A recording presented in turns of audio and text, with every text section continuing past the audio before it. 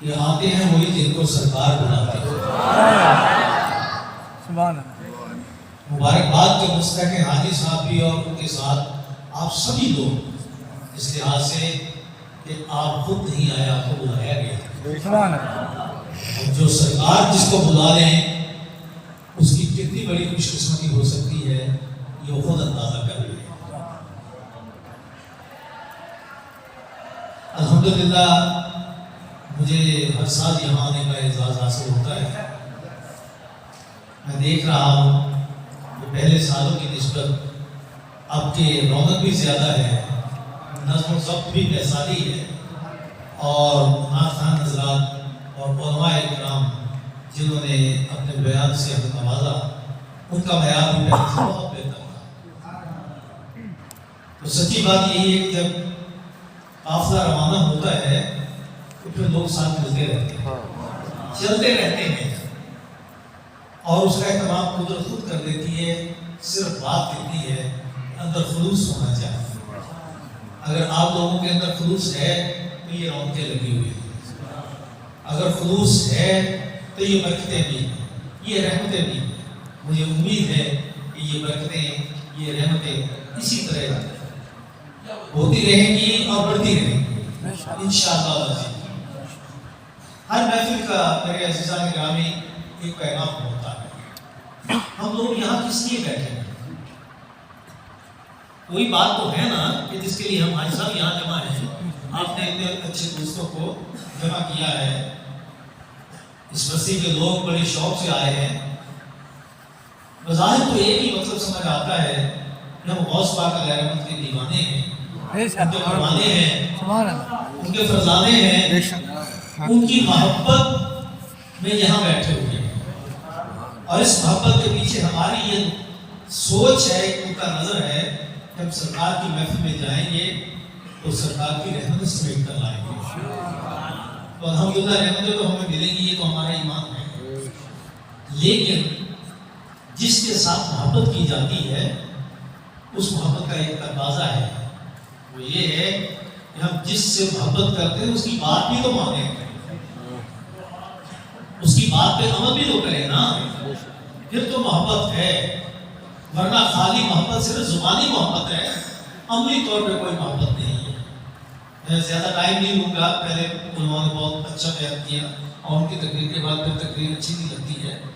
میں صرف ایک پیغام دینا چاہتا ہوں کہ آپ نے حضور غوث پاک علیہ رحمت کی ایک بہت ہی خوبصورت بات سنی ہوئی ہے، بچپن کی بات ہے، بچپن کا ایک واقعہ ہے کہ آپ جب تعلیم کے لیے گھر سے نکلے تو آپ کی والدہ نے 40 دینار آپ کے قمیض میں سلائی کر دیے کہ گم نہ ہو جائے، بچہ ہے، اور یہ نصیحت کی کہ بیٹا کوئی بھی وقت آ جائے تو سچ کا دامن نہیں چھوڑنا، سچی بات کرنی ہے، کہیں بھی چلے جاؤ، کہیں سے تعلیم حاصل کرو، لیکن سچ کا ساتھ نہیں چھوڑنا۔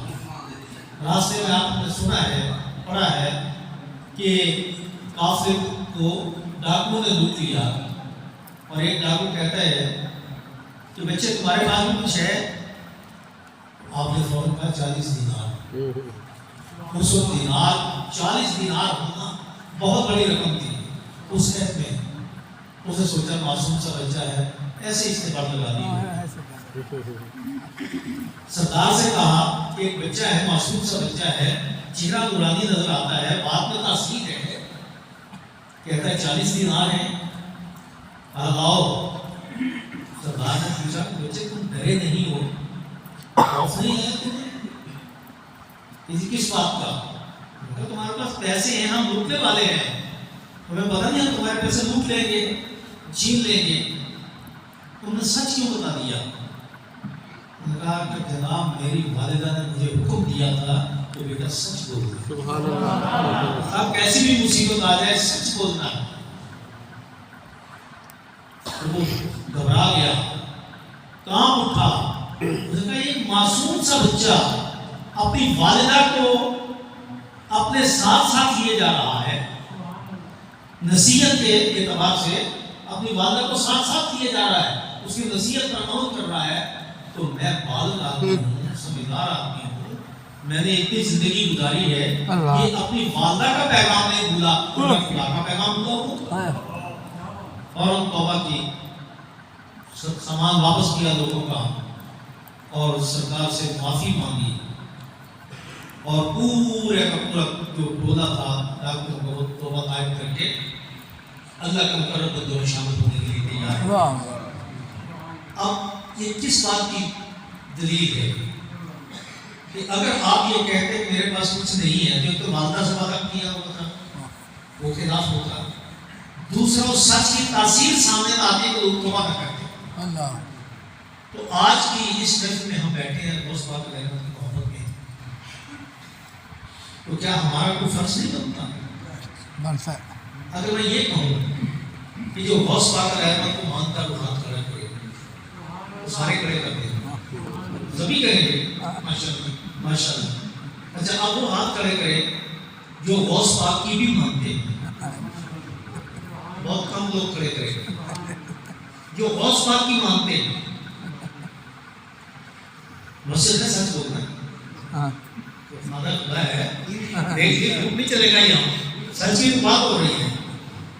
ہم میرے سمیت ہم غور کریں اپنے آپ کو، اپنے اندر جھانکیں تو جو سارے دن ہم کرتے ہیں کیا وہ غوث پاک کا فرمان ہے؟ ہم کسی کو اگر دھوکہ دیتے ہیں تو کیا یہ غوث پاک کا فرمان ہے؟ کسی کی جیب تراشتے ہیں تو یہ کس کا فرمان ہے؟ اگر بھائیوں سے ظلم کرتے ہیں تو پھر قتل کرتے ہیں تو پھر لوٹ مار کرتے ہیں تو پھر کیا ہم غوث پاک کی باتیں نہیں؟ اگر ہم نہیں کر رہے، اکثریت ہمارے اندر ہوئی ہے، اگر نہیں کر رہے تو پھر بھائیوں غوث پاک کی محبت صرف یہاں تک ہے، دل کے اندر نہیں ہے۔ دل کے اندر محبت تب ہوگی جب ہمیں ان کی بات پہ عمل کرنا آ جائے گا۔ تو یہاں اکثر لوگ ہیں جو بوڑھے ہیں، جوان کم ہیں، زیادہ میچور لوگ ہیں، میرے جیسے ہیں، بال بچے دار ہیں، اولادیں ہیں جن کی، تو کیا غوث پاک کے ماننے والوں